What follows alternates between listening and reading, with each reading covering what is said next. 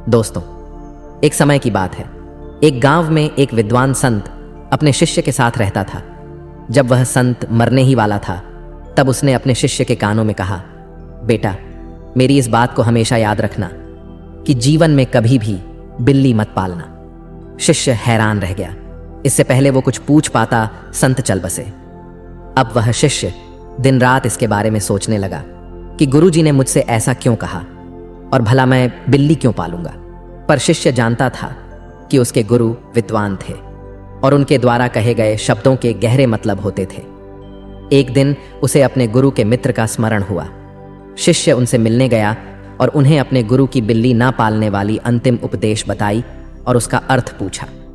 संत मुस्कुराए और कहा, आपके गुरु ने कुछ शब्दों में ही जीवन का पूरा सार कह दिया है।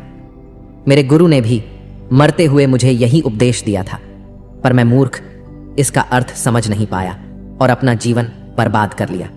आज मैं इसका अर्थ तुम्हें समझाता हूं, तुम इसे बड़े ध्यान से सुनना। जब मेरे गुरु ने मुझे बिल्ली न पालने का अंतिम उपदेश दिया था, तब मैंने उसे व्यर्थ की बात समझ लिया और कभी उसका अर्थ जानने की कोशिश नहीं किया। फिर जब मैंने संसार का त्याग कर अपना संन्यास जीवन प्रारंभ करने के लिए वन में निवास करने लगा, तभी इसकी शुरुआत हुई। वन में मेरे निवास स्थान के पास एक गांव था, जहां मैं भिक्षा मांगने जाता था। जब मैं भिक्षा मांगने के लिए जाता था, तब चूहे मेरे कपड़ों को कुतर देते थे। एक सन्यासी होने के कारण मेरे पास सीमित कपड़े थे। मैंने गांव वालों से इसका समाधान पूछा तो उन्होंने कहा, एक बिल्ली पाल लो, वह चूहे को आपके निवास स्थान से दूर रखेगी। मुझे गांव वालों का सुझाव अच्छा लगा और मैंने बिल्ली पाल ली। बिल्ली पालने से चूहे तो भाग गए, पर अब मुझे उसके लिए दूध की व्यवस्था करनी पड़ती थी। अब मैं भिक्षा के साथ साथ गांव वालों से दूध भी मांगने लगा। गांव वालों ने कहा, हम रोज रोज आपको दूध नहीं दे सकते, इससे अच्छा है आप गाय पाल लो। मुझे गांव वालों का सुझाव अच्छा लगा और मैंने गाय भी पाल ली। गाय पालने से दूध की समस्या तो खत्म हो गई, पर अब मुझे बिल्ली के साथ साथ गाय का भी देखभाल करना पड़ता था। उसके लिए घास की व्यवस्था करनी पड़ती थी, क्योंकि मेरे निवास स्थान के आसपास घास नहीं उगते थे। अब मैं भिक्षा के साथ साथ गांव वालों से घास भी मांगने लगा। फिर गांव वालों ने मुझे जो सलाह दी, उसी ने मुझे बर्बाद कर दिया। गांव वालों ने कहा, हमारे गांव में एक विधवा महिला है, वह संतों का बड़ा सम्मान करती है, आप उनसे सहायता मांगिए। वह आपके निवास स्थान के आसपास घास भी उगा देगी, बदले में आप उसे 2 रोटी खाने को दे देना। मुझे गांव वालों का सुझाव अच्छा लगा और मैंने उस विधवा महिला से सहायता मांगी।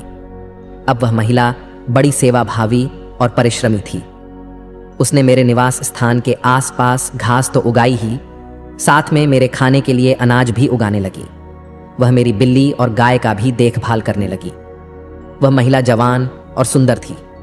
मुझे उससे प्रेम हो गया और हमने विवाह कर लिया। 1 साल बाद हमारा बच्चा भी हो गया। तब मैं सन्यासी नहीं रहा।